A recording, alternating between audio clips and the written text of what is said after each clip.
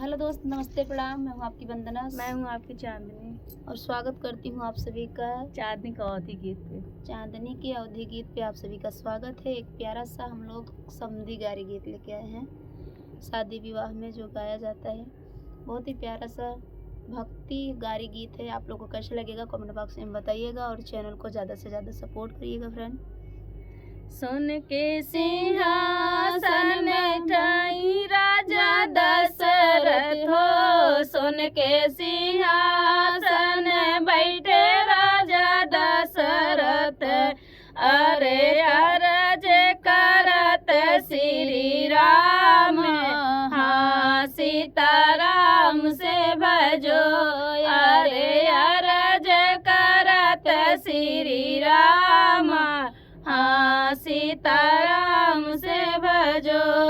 कहता पिताजी जनकपुर जाइति हो, कहता पिताजी जनकपुर जाइति हो, अरे देखी आइत अपन ससुरारी, हाँ सीताराम से भजो, अरे देखी आइत अपन ससुरारी, हाँ सीताराम से भजो। इतनी वचन सुने राजा दशरथ जी हो, इतनी वचन सुने राजा दशरथ जी, अर जल्दी से सोनारा बुलाओ, हाँ सीताराम से भजो, अरे जल्दी से सोनारा बुलाओ, हाँ सीताराम से भजो।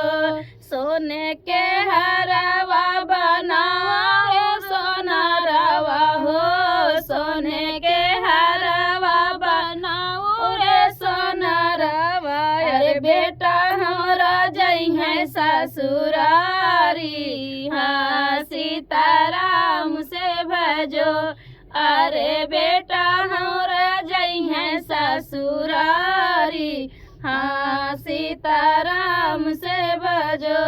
जाई पहुँच के जनक जी दरबारवा हो, जाई के पहुँच जनक गुरुद्वारवा, यार सासू जी आरती उतारी, हाँ सीताराम से भजो, अरे सासू जी आरती उतारे, हाँ सीताराम से भजो।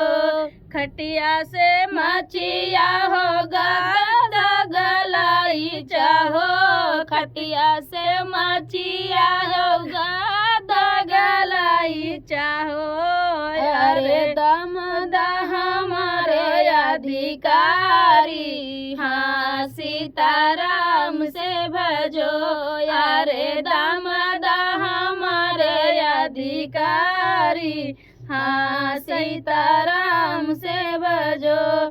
पूरी मिठाई कवन सब परोसे हो, पूरी मिठाई पकवान सब परोसे, अरे जेवन बैठे चारों भाई, हाँ सीताराम से भजो, अरे जेवन बैठे चारों भाई, हाँ सीताराम से भजो।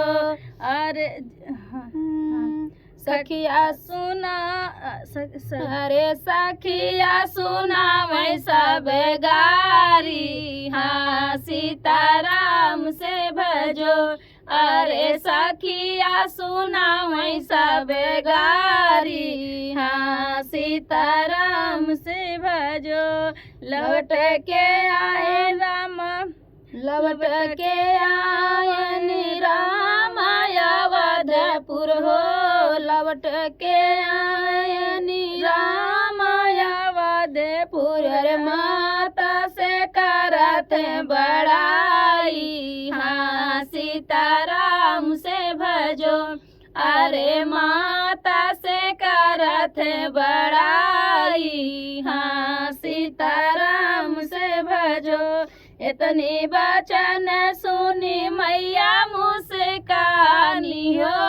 इतनी बचन सुनी मैया मुस्कानी और बेटा से बोलाई मधुर वाणी हाँ सीताराम से भजो यारे बेटा से बोलाई मधुर वाणी हाँ सीताराम से भजो नवा महीना बेटा मोरी को रहला हो नवा महीना बेटा मोरी को रहला हो अरे कबहू न कैला बड़ाई हाँ सीताराम से भजो अरे कबहू न कैला बड़ाई हाँ सीताराम से भजो एक ही रात बेटा गैला ससुरारी हो एक ही रात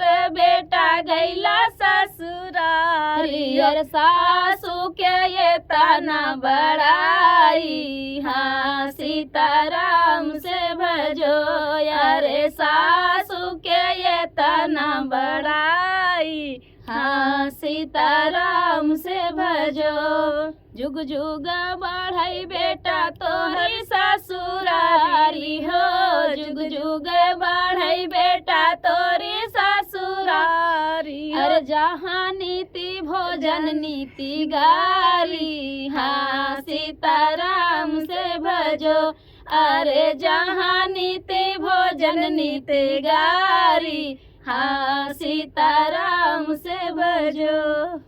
तो फ्रेंड ये भक्ति गारी गीत आप लोग को कैसा लगा कमेंट बॉक्स में बताना और चांदनी के अवधि गीत को ज़्यादा से ज़्यादा सपोर्ट करिएगा। बहुत बहुत धन्यवाद आप सबका। जब आप भी इतना